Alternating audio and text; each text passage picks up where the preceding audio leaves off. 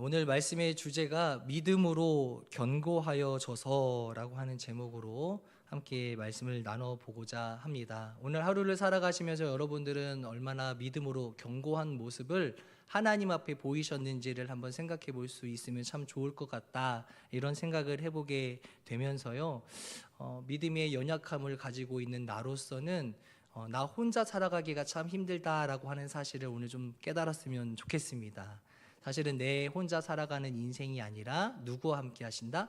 하나님과 함께하는 인생으로서 살아가는 것이 참 우리에게 있어서는 정말 필수적인 요인이고 참 중요하다라고 하는 사실을 기억했으면 좋겠습니다. 오늘의 본문의 말씀이 로마서 4장 말씀인데요, 1장부터 쭉 훑어보다가 보면 어떤 내용이었을까 궁금하시죠?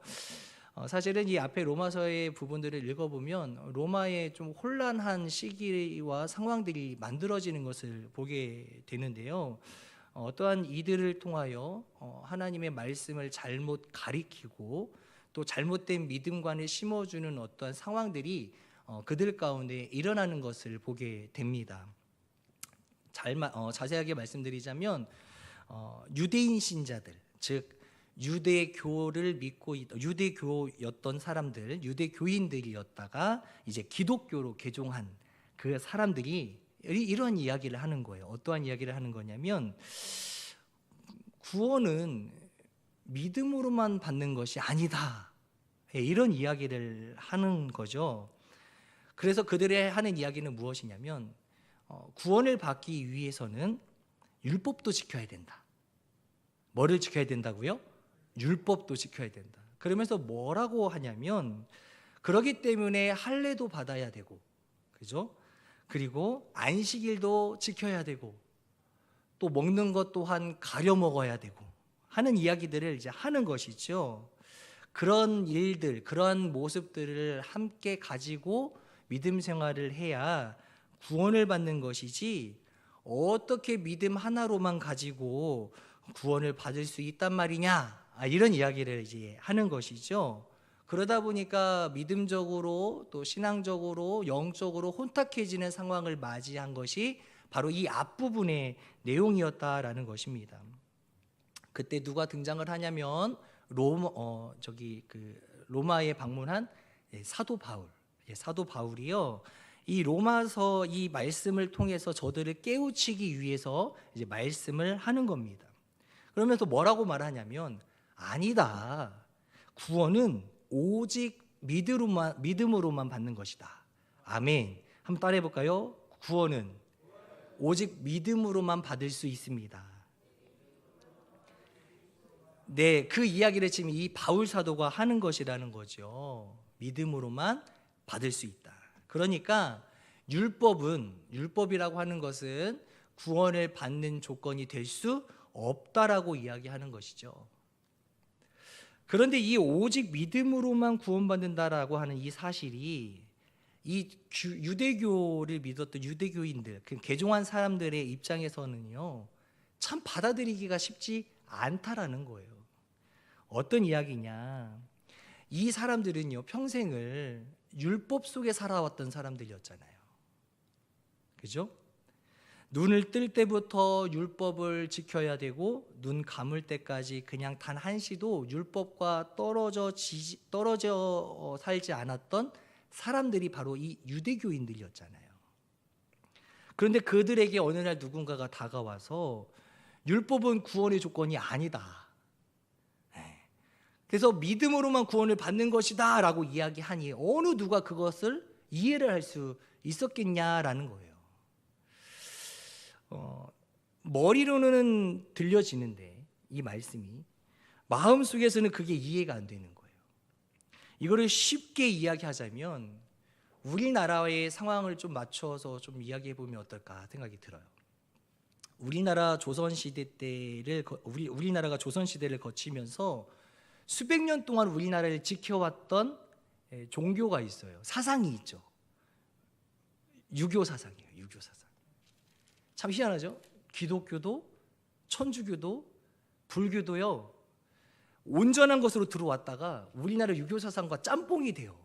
실제적으로 그렇습니다. 근데 이 기독교도 마찬가지라는 거죠. 우리나라에 들어올 때 온전한 믿음으로 딱 들어오면 좋겠는데 유교 사상을 버릴 수 없었던 사람들, 대한민국 사람들이 이걸 좀 약간 이렇게 짬뽕을 시키는 경우가 있어요. 한 가지 예로 유교 사상이라고 하는 것은 사실은 가장 중시하는 게 바로 효예요. 효라고 하는 것은 나를 낳아주시고 길러주신 부모님에게 내가 할 수 있는 최대한의 것들 배려하고 하는 거예요. 그게 효죠. 그런데 이것뿐만 아니라 이 유교 사상에는 또 뭐가 있냐면 이분들이 돌아가시면 그분들을 위해서 뭐를 지냅니까? 제사를 지내는 문화도 사실은 유교 사상이라는 거예요. 자, 그러면 우리는 어떻습니까? 하나님을 믿는 그리스도인들은 제사를 지내요, 안 지내요?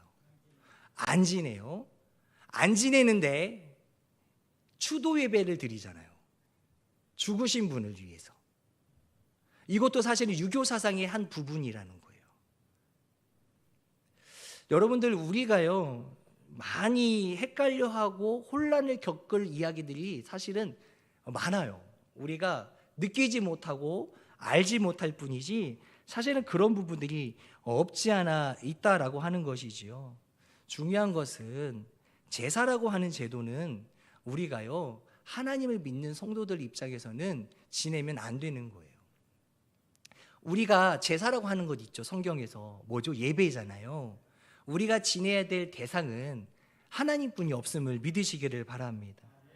그런데 이 대한민국 사람들에게도 돌아가신 분에 대한 예의를 지켜야 될 것만 같은 어떤 불안감, 주변의 시선, 쟤는 부모님 돌아가셨는데 제사도 안 지낸디야, 이러면 어때요?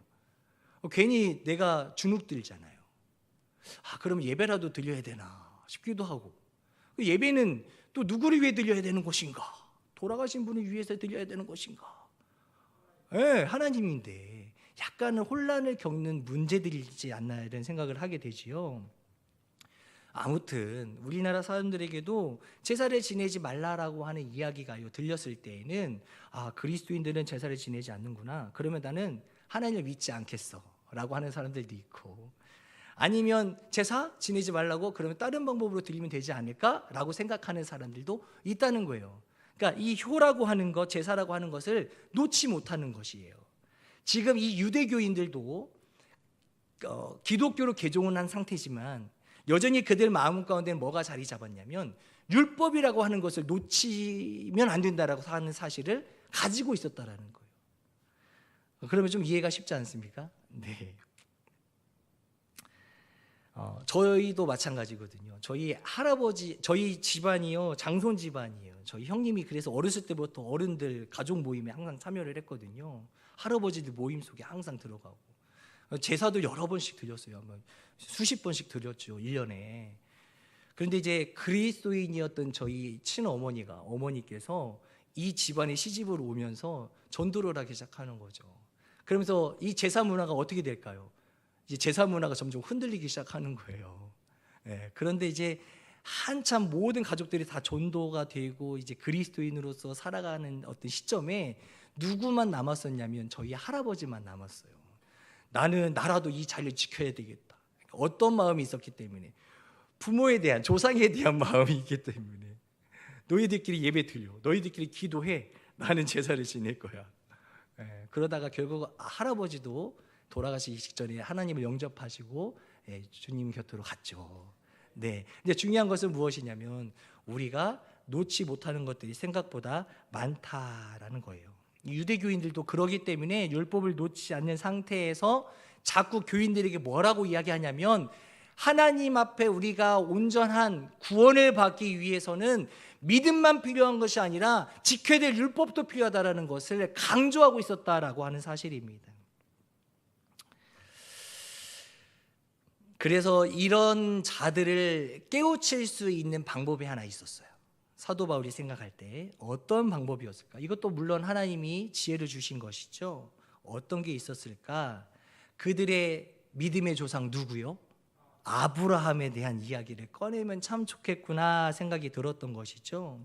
저들의 믿음의 조상 아브라함의 이야기를 통해서 왜 율법이 구원의 조건이 될 수 없는지, 어떻게 믿음으로만 구원을 받을 수 있는지를 이야기하는 거예요.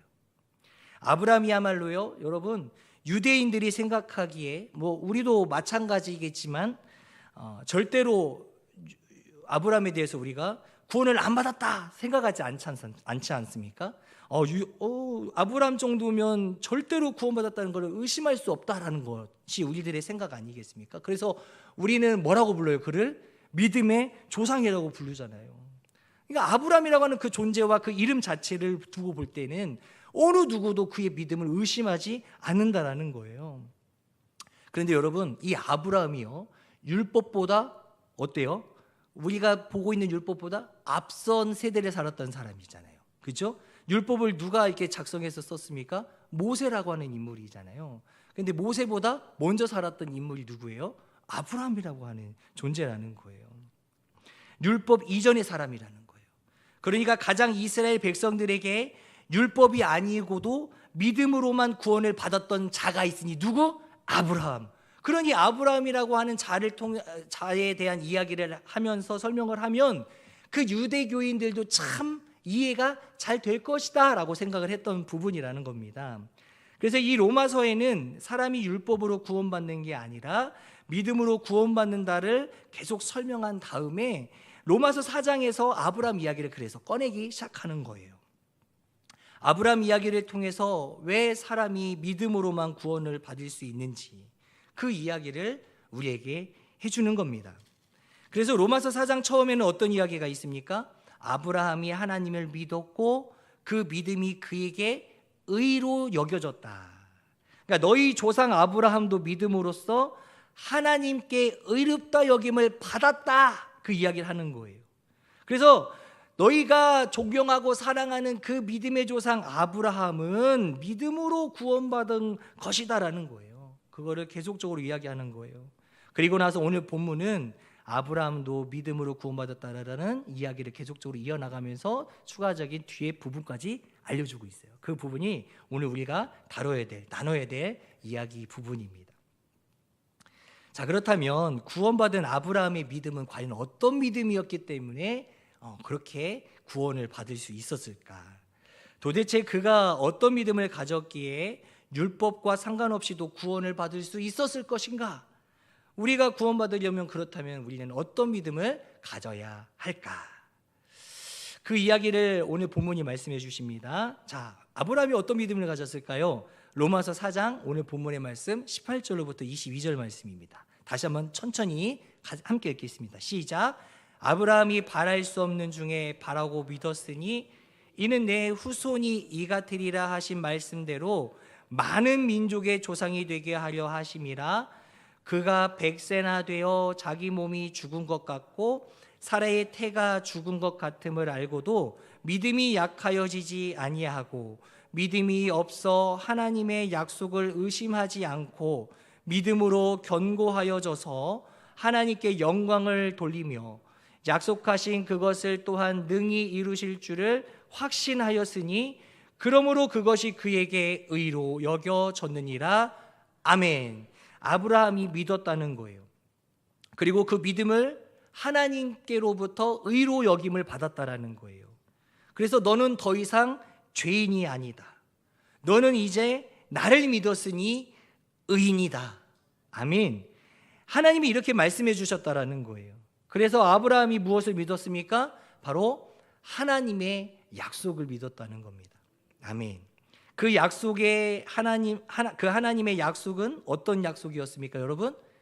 너를 통해 너에게 자손이 있을 거다. 그리고 너에게 아들이 있을 것이다라고 하는 약속이 있었습니다. 그 약속을 아브라함이 어떻게 했다고요? 믿었다라고 합니다. 오늘 본문의 말씀에 보니까 따라해볼까요? 믿었다. 그런데 그 아브라함이요, 문제가 발생하죠. 환경적으로 보면 뭘까요? 하나님께 그 약속을 받을 당시에 나이가 몇 세였을까요? 이미 많았어요. 자식을 가질 수 없을 만큼 몸이요 늙어버렸어요. 좀 이것을 과하게 표현해 보자면, 또 오늘 본문의 말씀을 인용해서 써보자면 이미 생명을 탄생시킬 수 없을 만큼 죽어버린 몸이다라는 거예요. 그런데 그의 아내는 어때요? 그 애 안에는 한 10살 정도 차이가 나거든요. 그런데 10살까지 차이가 나더라도 그 아내의 몸도 나이 들었기 때문에 생명을 탄생시킬 수 없었던 몸이었기 때문에 이 몸 또한 죽은 몸이었다라는 거예요. 그런데 이런 현실 속에서 하나님께서 이와 같은 말씀을 우리에게 주십니다. 네 몸을 통해 생명이 탄생할 거야. 아멘. 또 하늘의 별과 같이 바다의 모래알과 같이 그렇게 생명 탄생의 역사 또한 일어날 것이다. 그래서 이 이야기를요, 환경적으로 상황적으로 맞지 않는 이 이야기를요, 하나님께서 하셨을 때 아브라함이 어떻게 했다고요? 믿었다라는 겁니다. 그것을 하나님이 보시고 그를 의로 여겨주셨고 정말로 그 하나님의 약속하신 대로 믿음대로 되게 됩니다. 아멘. 이 아브라함이 가졌던 믿음을 우리 또한 가져야 될 줄 믿습니다. 그래야 우리도 구원을 받을 수 있다라고 하는 이야기입니다. 옆에 계신 분께 이렇게 이야기해 볼까요? 아브라함이 가졌던 믿음을 우리도 가져야 합니다. 아멘. 아멘. 자, 그러면 도저히 죽은 것 같은 상황 속에서 생명을 주실 것임을 믿었던 그 믿음을 우리가 만약 가지게 된다면 과연 우리에게는 어떠한 일들이 일어나게 될까요? 어떠한 일이 일어나냐면 이렇습니다. 하나님을 믿어라. 그러면 네 영혼이 죽음에서 생명을 얻게 될 것이다. 아멘. 아브라함이 이삭이라고 하는 생명을 얻게 되었죠. 그 몸이 완전히 죽은 상황에서 말입니다. 아멘. 그런 것처럼 네가 그 하나님을 온전히 믿으면 네 영이 죽은 상황에서도 곧 생명을 얻게 될 것이다라는 겁니다. 네 영이 죽은 상황에서 그걸 설명하고 있는 것이 우리 오늘 본문에 포함되어 있지는 않았지만 24절과 25절 말씀인데요. 예수님이 왜 이 땅에 오셨는지를 이야기하고 있어요. 그리고 우리가 왜 그분을 믿어야 되는지 또한 이 말씀 속에 써 있습니다. 그리고 그분을 믿을 때 과연 우리에게 어떤 일들이 일어날지를 잘 설명해 주고 있는 것이 바로 이 말씀인데요. 함께 읽겠습니다. 24, 25절 시작. 의로 여기심을 받을 우리도 위함이니 곧 예수 우리 주를 죽은 자 가운데에서 살리신 이를 믿는 자니라. 예수는 우리가 범죄한 것 때문에 내줌이 되고 또한 우리를 의롭다 하시기 위하여 살아내셨느니라. 자, 25절 말씀에 보면 우리가 범죄한 그 죄로 말미암아 예수님께서 내어줬다라는 것은 뭐예요? 죽으셨다라는 것이죠. 그리고 우리를 의롭다 하시기 위해서 예수님께서는 뭐 하신 거예요? 부활하셨다라는 것을 이야기하고 계십니다. 아브라함이요, 하나님의 약속을 믿었습니다. 분명 그의 몸은 생명을 탄생할 수 없었던 몸이었고 그의 아내도 이미 과하게 표현한 대로 죽은 몸이었다라는 거예요. 그런데 그 믿음을 받으신 하나님께서요, 그 가정에 귀한 생명을 주셨어요. 이 일이요, 이 아브라함에게만 일어나는 사건이 아니라 우리의 삶 가운데서도 일어날 줄 믿습니다.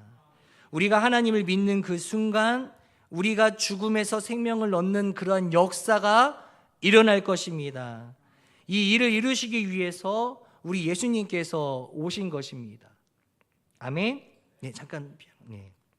그러니까 우리는 우리의 행위로 생명을 얻는 것이 아니라 그 예수님을 믿음으로 말미암아 우리는 생명을 얻게 된다라는 사실이에요.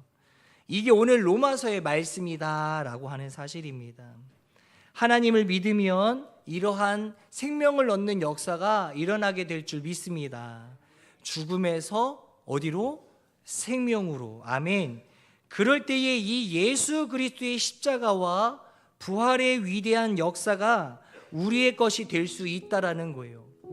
이 사건, 십자가 사건은 예수님이 하시고 예수님만 높여지기 위해서 또 예수님만의 사건이 아니라는 거예요.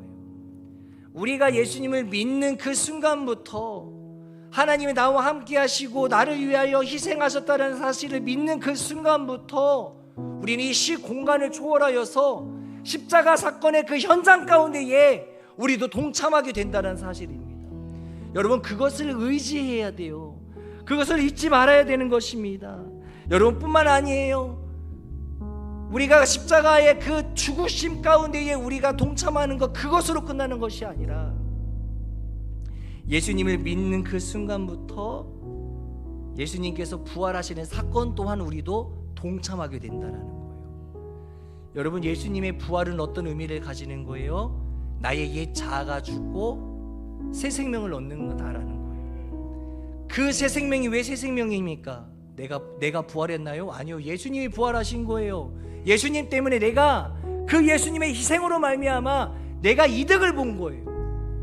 그 예수님 때문에 내가 살아난 거예요. 그러면 이제 우리가 어떤 인생을 살아가는 거예요? 나의 자아는 죽었잖아요. 그럼 이제 나는 어떤 인생을 살아가야 되는 거예요? 새로운 인생인데 어떤 인생이에요? 예수님을 닮은 인생을 살아가는 거예요. 왜요? 내 옛 자아가 죽었을 때 내 생명은 이미 끝난 거예요. 그러나 예수님께서 생명이 되어주셔서 내 안에 들어와 계시잖아요. 그럼 그때부터는 나를 위해서 살아가는 것이 아니에요. 나의 생명이 아니기 때문에, 예수님의 생명이 내 안에 들어와 있기 때문에 나는 예수님의 인생을 살아가는 거예요. 그것이 그리스도인의 인생이고 그리스도의 삶이라는 것입니다. 그것을 우리가 놓쳐버릴 때가 너무나도 많이 있다라는 거예요. 여러분, 나 때문에 죽으시고 나를 의롭다 여기시기 위하여 나를 위하여 부활하신 예수님을 온전히 의지하는 우리 모두가 되기를 원합니다. 이제는 새로운 사람으로 우리는 되살아났다라는 거예요. 환경적으로 보면요, 이전의 나와 모습과 똑같은 인생을 살아가게 돼요.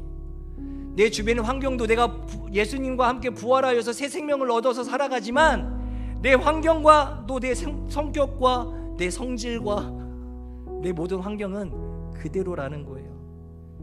예수님을 믿는 순간 단 하나 변한 것이 있다면 내 안에 생명의 주인이 바뀌었다라는 겁니다. 이 사실을요, 우리가 그때만 깨닫는 것이 아니라 매일 매순간 우리가 되새겨야 하는 줄 믿으시기를 바라요. 되새김이라고 하는 건 굉장히 중요한 겁니다. 특히 믿음을 가지고 믿음의 사람으로, 그리스도인으로서 살아가는 사람 입장에서는요, 제일 중요한 게 되새김이라는 거예요. 말씀을 들어도요, 되새기지 않으면 내 것이 되지 않아요. 내가 하나님을 믿는다, 내가 확신을 가지고 살아가지만 그 확신을 내가 되새기지 않으면 그 믿음 또한 내 것이 아니라는 거예요. 내 안에 새로운 예수 그리스도의 생명으로 채워진 내 생명 또한 내가 되새기지 않으면 그 생명 또한 죽은 생명이 된다라는 사실입니다. 여러분, 오늘 또는 교회에 오실 때 기도 제목 가지고 오시잖아요. 여러분, 어떤 기도 제목 가지고 오시나요? 혹시 죽은 기도 제목 가지고 오시나요? 기도 제목이라고 내가 가지고는 오지만 내 안에 확신이 없어가지고, 내가 내 가족을 위해서 기도하지만 여전히 내 가족은 죽어 있어요. 내가 내 비전을 위해서 기도 제목으로 가지고 오지만 내 안에 확신이 없다 보니까, 내 안에 믿음이 없다 보니까 죽은 기도 제목 가지고 그렇게 오는 거예요. 여러분, 우리 하나님은요, 왜 기도라고 하는 것을 우리에게 허락하셨냐면 생명력 있는 살아있는 기도를 하기 위해서 우리에게 명령하신 것임을 믿으시기를 바라요. 그 기도 제목이 온전히 살아나고 생명력을 갖기 위해서는 내 안에 확신과 믿음이 있어야 되는 줄 믿으시기를 바라요. 그렇기 때문에 그런 확신을 가지고 왔을 때 내 안에 기도가 살아나는 것임을 믿으시겠으면 좋겠습니다. 여러분, 내 안에 생명이 있는 것은 참 귀한 일이고 참 은혜가 되는 일입니다. 예전에 우리의 모습으로 이제는 살아갈 수 없어요. 하나님을 의지하기 위한, 또 하나님의 살아계심을 의지하고 믿는 우리들이, 그러기 때문에 오늘도 우리가 예배의 자리를 참여하는 것 아니겠습니까? 왜요? 나와 내 죄를 가지고 돌아가신 그 예수님과 내가 동참했던 것처럼, 부활하심 또한 내가 그 부활하심에 동참했던 것처럼, 하나님이 임재하시는 예배 가운데 나 또한 동참하기 위하여 이 자리에 온 것 아니겠습니까? 생명력이 있는 기도 제목 가지고, 내 생명력이 있는 믿음 가지고 오늘도 하나님 앞에 예배 자리로 나온 여러분들을 축복하고 사랑합니다. 여러분, 실망하지 마세요. 여러분, 우리가 실망하지 않아도 되는 것도 하나 말씀드릴게요. 마지막입니다. 아브라함이요 하나님께서 말씀하시고 약속하셨던 그 약속을 들었을 때 75세 때 처음 그 약속을 들었잖아요. 그리고 100세 때에 그 아들을 주시겠다, 생명을 주시겠다라고 하는 그 약속이 이루어집니다. 몇 년이 걸렸나요? 25년이 걸렸어요. 여러분, 사탄은요 우리를 괴롭혀요. 우리가 흔들리게 만든단 말이에요.